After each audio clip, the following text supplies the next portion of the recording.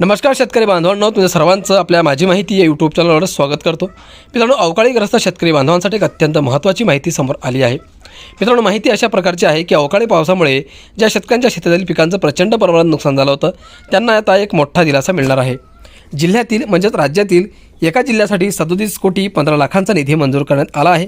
तर मित्रांनो, तो जिल्हा कोणता आहे, त्या जिल्ह्यातील शेतकरी कोणकोणते पात्र आहेत आणि कधीपर्यंत म्हणजेच कोणत्या तारखेपर्यंत हे पैसे शेतकऱ्यांच्या खात्यामध्ये वर्ग करण्यात येणार आहेत, किती रक्कम वर्ग करण्यात येणार आहे, सविस्तर माहिती व्हिडिओच्या माध्यमातून सविस्तर समजून घेणार आहोत।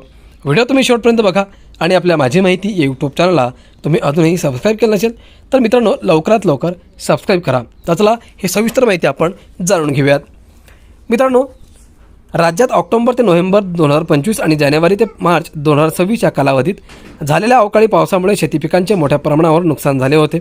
संबंधित आपत्तीग्रस्त शेतकऱ्यांना मदत करण्यासाठी राज्य शासनाने आता 53,73,07,000 रुपयांचा निधी वितरित करण्यास मंजुरी दिली आहे।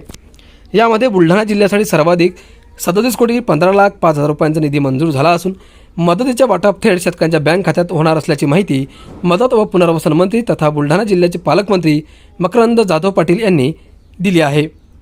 शासन निर्णयानुसार बुलढाणा जिल्ह्यातील नोव्हेंबर 2025च्या नुकसानीपोटी 37,140 बाधित शेतकऱ्यांसाठी 30,20,26,000 रुपये, तर जानेवारी 2026च्या नुकसानीपोटी 7,357 बाधित शेतकऱ्यांसाठी 6,94,79,000 रुपये अशा प्रकारे जिल्ह्यासाठी एकूण 37,15,05,000 रुपयांचा निधी प्राप्त झाला आहे। मदतीचा निधी डीबीटी पोर्टलद्वारे थेट शेतकरी लाभार्थ्यांच्या बँक खात्यात जमा केला जाईल। बँकांना वसुली करण्यास मनाई शासनाने स्पष्ट आदेश दिले आहेत की नैसर्गिक आपत्तीग्रस्त मिळालेली मदतीची रक्कम बँकांनी कोणत्याही जुन्या कर्ज खात्यात किंवा इतर वसुलीसाठी वळती करू नये। या संदर्भात जिल्हाधिकाऱ्यांकडून बँकांना आवश्यक त्या सूचना निर्गमित केल्या जाणार आहेत। तर मित्रांनो, अशा प्रकारे ज्या शेतकऱ्यांचं नुकसान झालं होतं विशेषतः बुलढाणा जिल्ह्यातील शेतकऱ्यांसाठी, त्या शेतकऱ्यांना आता लवकरच ही मदत मिळणार आहे।